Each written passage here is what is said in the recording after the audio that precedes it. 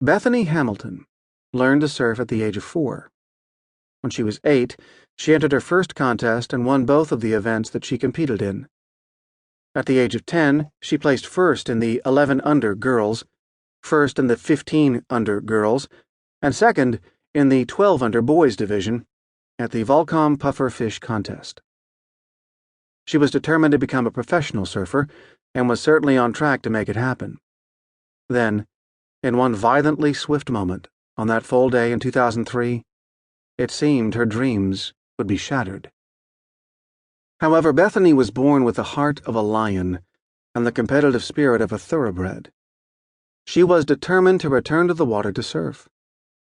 Leaning on support from her friends, family, and her faith in God, Bethany recovered rapidly and within 10 weeks from the attack was surfing again. Convinced she could overcome her physical challenge, she worked hard to learn to surf around her disability. But she also had to overcome the psychological fear of another attack. Bethany would face her fears by singing and praying when she was out on the water. Incredible as it seems, less than a year from her attack, Bethany returned to competition, taking 5th place at the National Surfing Championships and 1st place at the first event for the Hawaii National Scholastic Surfing Association. She was recognized by ESPN in 2004 and received an ESPY Award for Best Comeback Athlete of the Year. Bethany's ability to overcome her physical and mental challenges puts her in an elite class of achievers. She chose to finish strong. Her unique ability to confront her fears, embrace them, and then continue moving forward in the direction of her goals is the perfect definition of courage. What's in a name?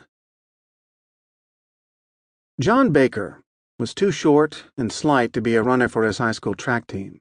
But John loved to run, and he wanted to make the team. His best friend, John Holland, was a tall and promising runner and heavily recruited by the Manzano high school track coach. But he wanted nothing to do with the sport. John Baker convinced the track coach to let him join the team under the premise that his best friend would follow. The coach agreed, and John Baker became a runner. The team's first meet was a 1.7-mile cross-country race through the foothills of Albuquerque. The reigning state champion, Lloyd Goff, was running, and all eyes were on him. The race began, and the pack of runners led by Goff disappeared behind the hill. The spectators waited. A minute passed, then 2, and 3. Then the silhouette of a single runner appeared. The crowd assumed that it was one of the favorites. But to everyone's amazement, it was John Baker leading the way to the finish line. In his first meet, he blew away the field and set a new meet record. When asked what happened behind the hill, Baker explained that during the halfway point of the run, he was struggling hard. He asked himself a question: am I doing my best? Still unsure if he truly was giving his best effort, he fixed his eyes on the back of the runner in front of him. One at a time, he thought. His entire focus was on one thing: to pass the runner in front of him. He committed to himself that nothing would distract him: fatigue, pain, nothing. One by one, he caught and passed each runner in front of him until there was no one else to pass. As the season progressed, John proved that first race was not a fluke. Once the race began, the fun-loving, unassuming teenager became a fierce and relentless competitor that refused to lose. By the end of his junior year, John had broken 6 meet records and was largely regarded as the best miler in the state.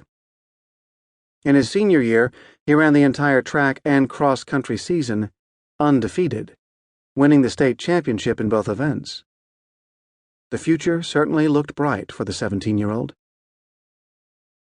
John entered the University of New Mexico in 1962, and he took his training to the next level by running over 10 miles a day. In the spring of 1965, Baker and his team faced the most feared team in track, the University of Southern California Trojans. There was little doubt that the mile belonged to the Trojans. During the race, Baker led for the first lap, then purposely slipped back to 4th.